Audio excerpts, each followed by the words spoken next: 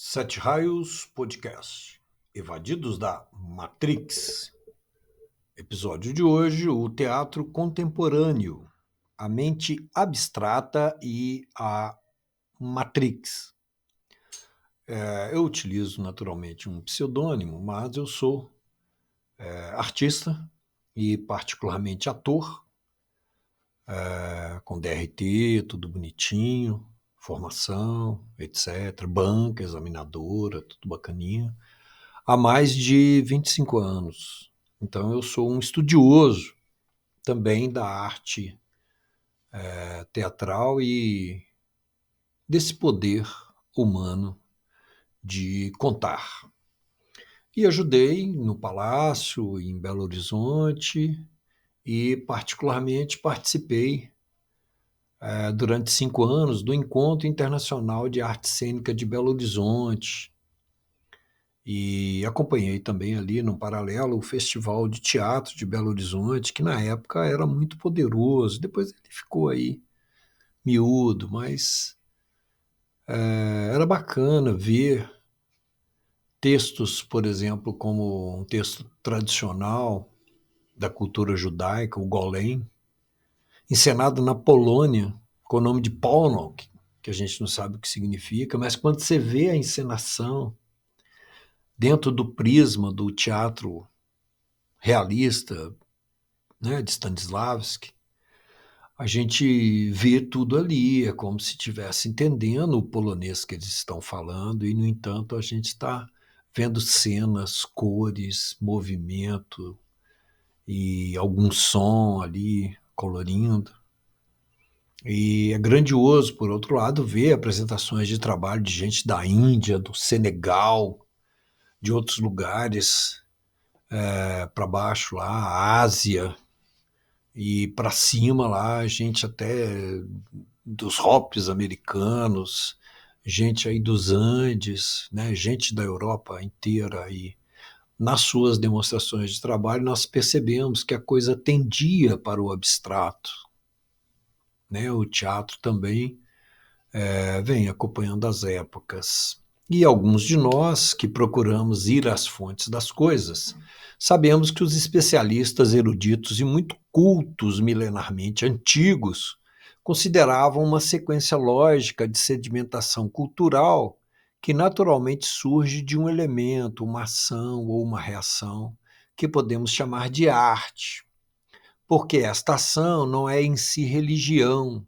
filosofia ou ciência, e, portanto, pelo seu frescor e originalidade, só pode ser considerada arte. Estamos falando de quando algo brota do que podemos chamar de uma magia humana e que brota na arte, depois passa a ser cultivado e cultuado religiosamente pela alma de um grupo, e é explicado filosoficamente por alguém e, por fim, reproduzido sistematicamente por especialistas como uma ciência, pois é assim que brota em seus 4 esteios, primeiro arte, depois religião, depois filosofia e depois ciência, moldando o que chamamos cultura. É por isso que um multimilenar ditado que os gregos antigos aprenderam na Índia nos diz: a ciência é filha da filosofia, neta da religião e bisneta da arte. Porque a arte surge primeiro. E desde muitos e muitos milhares de anos,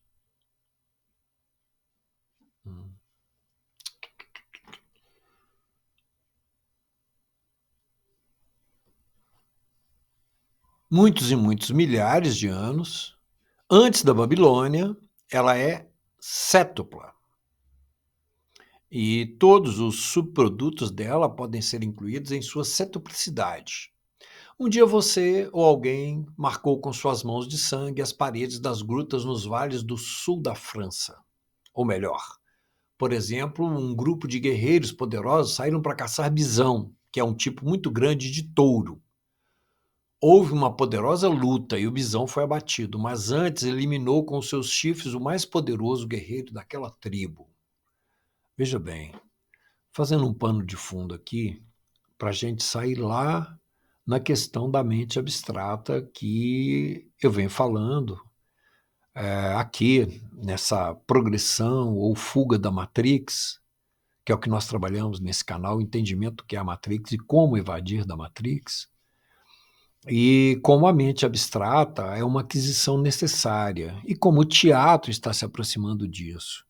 Em resumido, dar um exemplo aqui, agora falando das 7 artes, que é uma sequência grega antiga, que eles aprenderam no Egito, que eles aprenderam lá com as etnias, os grupos, as civilizações anteriores a eles, de que isso pode ser contado dessa maneira. Uns guerreiros saem para caçar um bisão. E você, eu, alguém de nós, marcou as paredes das grutas rupestres com pegadas de sangue, como se fossem carimbos vermelhos de mãos vermelhas, igual a gente vê nas escritas rupestres. Bem, surgiu não só a arte rupestre, mas também a primeira arte, que é o bidimensional. Podemos raciocinar assim aqui nesse momento. Em seguida, o bisão foi levado para a tribo ao longe, cortado em pedaços. Chegando lá, quase ninguém acreditava que aquele monte de carne eliminara o guerreiro mais poderoso da tribo. Então, para demonstrar o tamanho e poder do bisão vivo, um dos guerreiros junta capim, peles e alguns galhos e monta uma escultura do bisão em tamanho mais ou menos natural. Acaba de nascer, há 40 mil anos atrás, a segunda arte, a escultura. Guerreiros de outras tribos vieram averiguar a verdade da notícia da morte do poderoso guerreiro daquela tribo. Vem a escultura, ouvem os relatos e vão para suas tribos levando a notícia em detalhes, pois viram até o bisão esculpido, mas viram. Chegando lá, nas suas tribos, narram com muita força o ocorrido que não viram, mas viram.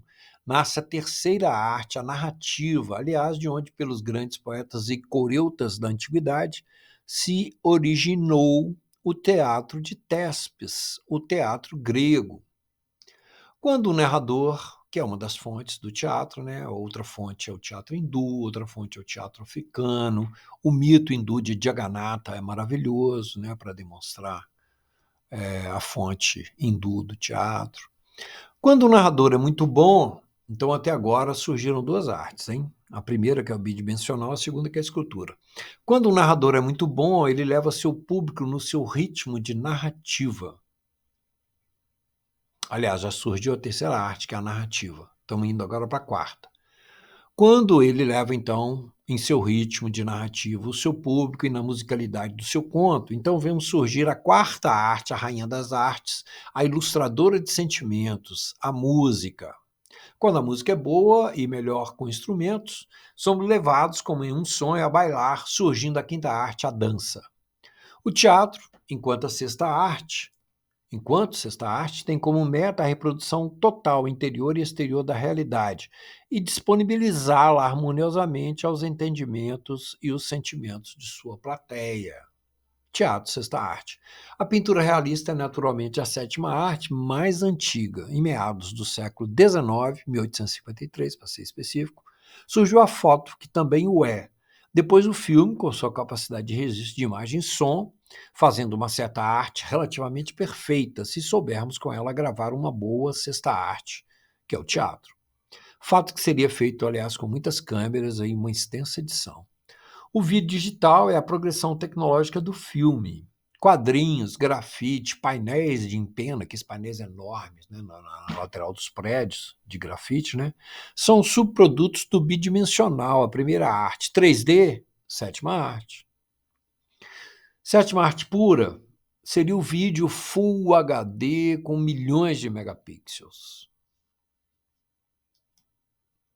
Mas é lá, na espontaneidade do lado direito do cérebro, que a criança interior de cada um se manifesta, e a arte nos permite a manifestação das ideias através das suas linguagens. Por exemplo, um homem está perdido na floresta e risca com uma pedra, a direção de onde veio. Então ele pega uma pedra, vai numa outra pedra e faz um desenho ali, marcando a direção de onde veio. Ou então, com alguns galhos e folhas, elabora um arranjo, algo como um símbolo, e o instala em uma árvore, à beira do caminho, indicando para onde foi. Parece ser um acontecimento de ciência, né, de sobrevivência, de técnica e tal, mas, na verdade, é um evento de comunicação visual, demonstrando como a arte é o primeiro recurso. A religião, com a sua ritualística, surgiria do recorte do episódio em si e da sua repetição épica, representada grandiloquentemente, visando demonstrar a raridade e a grandeza do momento do primeiro episódio, ali repetido e revalorizado. Já a filosofia, enquanto campo de explicação da realidade, surgiria por explicar-se as razões do ocorrido que é ritualizado. A ciência, por sua vez, escolherá um viés, um caminho, um olhar para dissecar o ocorrido, sistematizando as suas características para reproduzi-las ou reproduzi-lo, o ocorrido, infinitamente. É mais ou menos isso que ocorre. Então, podemos sincronizar nossos entendimentos para aprofundarmos nesse podcast de arte, ou melhor, de arte contemporânea mesmo. É sob esse prisma e considerando eventos, depoimentos, demonstrações de trabalho e espetáculos que assisti e testemunhei com artistas do mundo inteiro nos 5 anos de Encontro Internacional de Artes Cênicas de Belo Horizonte, Brasil, que pretendo demonstrar como o teatro, sexta arte, uma arte esponja que recolhe em si todo o passado e tudo do contemporâneo, daí a sua importância, e que, a meu ver, na sua tendência de abstração contemporânea, tende para a mente abstrata, a mente intuitiva, holística, universal, como procurarei demonstrar aqui.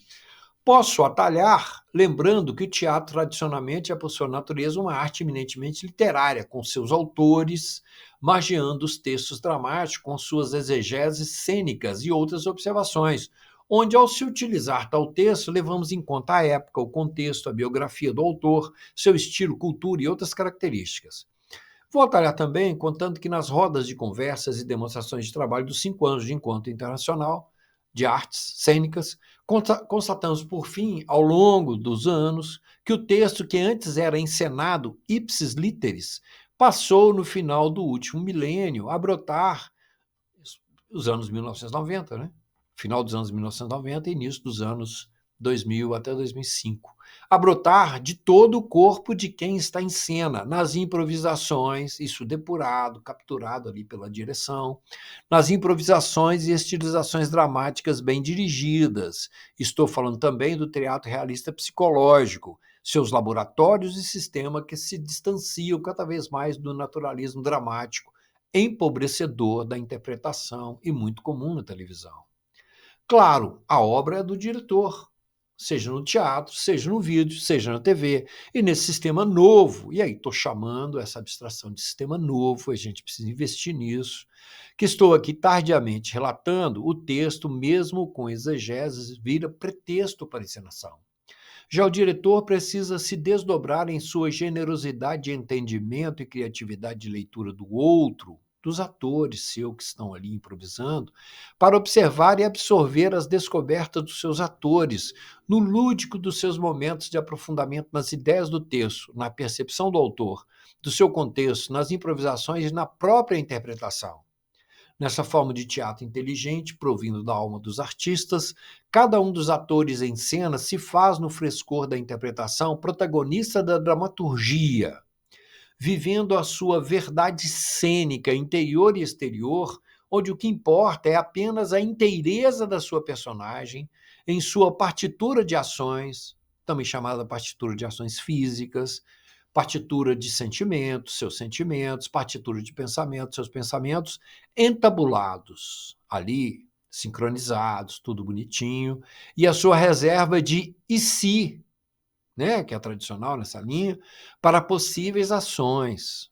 Assim, o que podemos testemunhar naqueles encontros foi o surgimento de uma arte poderosa e pulsante no sentido de alcançar seu público em sua alma mais íntima e em seu ser mais frágil, não com emoções bombásticas, mas com a comunicação de ideias, emitidas por atores muito fortes e poderosos que assimilaram e exalaram em cena.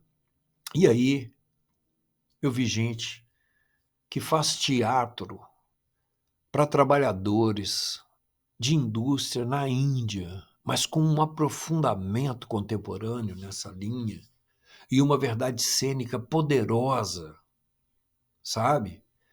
No Japão, né, temos o Kabuki Uno, que são escolas, né, antigas de teatro que têm a sua forma poderosa, interior e exterior, né? De demonstrar ali, né? As ideias, e isso é maravilhoso, né? Na África, gente vindo da África e mostrando ali uma verdade cênica poderosíssima.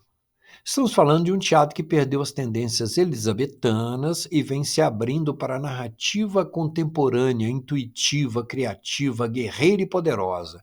E estamos falando de ser, do ser humano contemporâneo em sua possível beleza.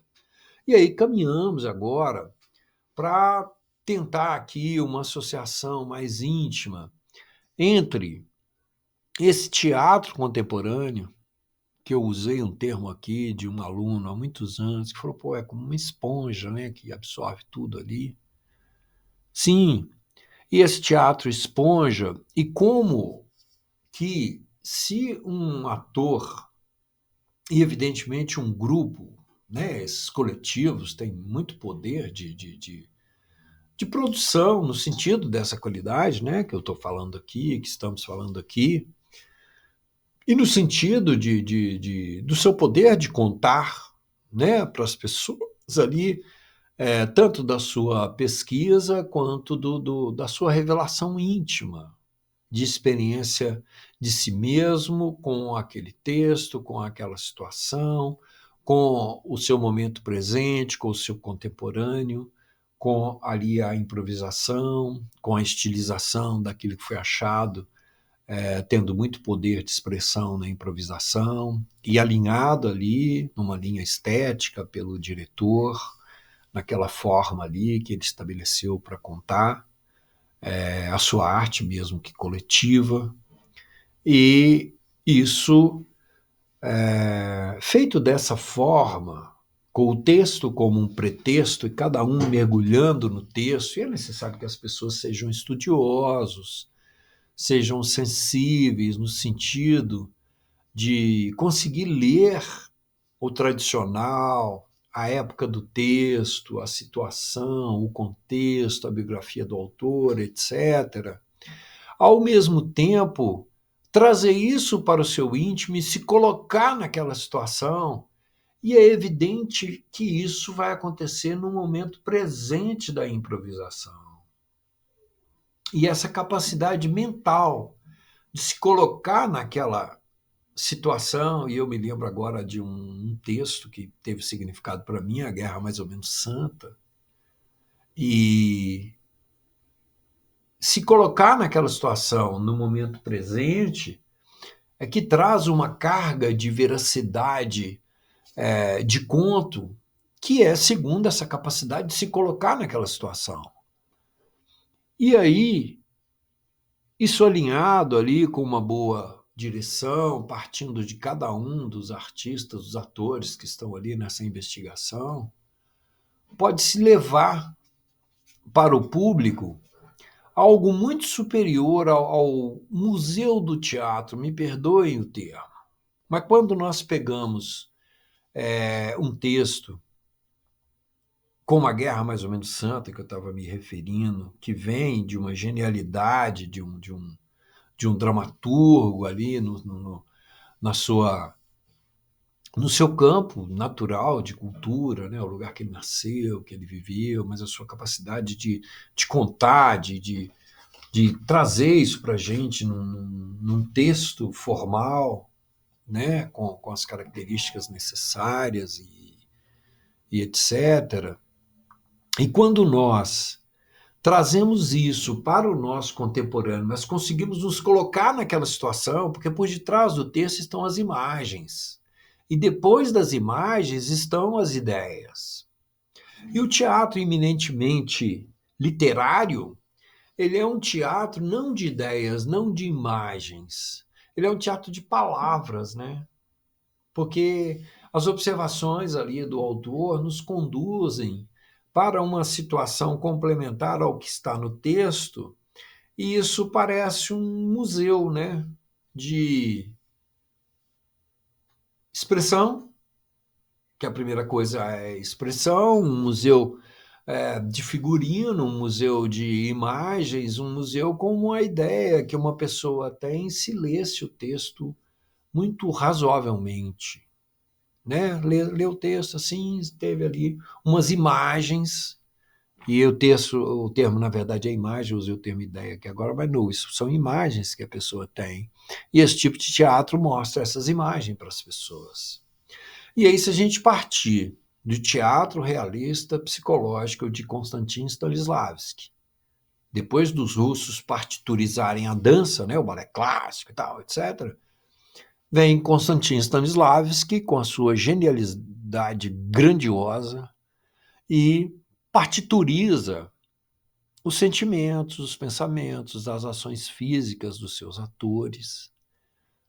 Sugere a eles, evidentemente, que parturizem os seus sentimentos, mas o diretor, principalmente nas improvisações, sugere ali sentimentos para ver, para abrir o ator e para que ele também ache o sentimento adequado que ele quer dar àquela cena, né? E isso é de um respeito tão profundo ao espectador contemporâneo, porque o espectador de outras épocas poderia se satisfazer com aquelas imagens ali, com aquelas sugestão de palavras ali, uma dramatização rasa, mas nós estamos vivendo tal situação cósmica no nosso planeta, com o quinto éter vindo lá das profundidades da galáxia e nos banhando com um despertar de capacidades assim de percepção profundas através da mente, que é quase uma falta de respeito mostrar esse museu de teatro para as pessoas hoje em dia. Nós precisamos mostrar para as pessoas um teatro com a força contemporânea da vivência dos atores no seu trabalho de investigação, de aprofundamento e improvisação sobre o texto, sobre as palavras do texto, sobre as imagens do texto e, sobretudo, sobre as ideias do texto. Quais são as ideias que estão ali por detrás? Né? Quais são as ideias para cada cena, para cada momento? O que está acontecendo ali?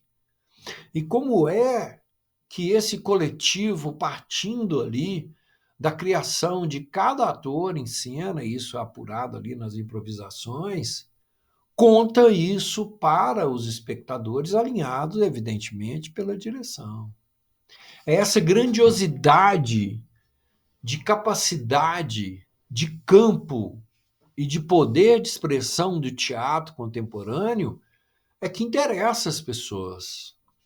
Mostre um museu do teatro para um grupo, vai numa periferia, leva um dia o museu do teatro e outro dia leva o mesmo texto trabalhado desta maneira, assimilado pelos atores, então eles leram ali, até assimilar, não é decorar, é ler mesmo, entender, falar, puxa vida, o que esse cara viveu aqui?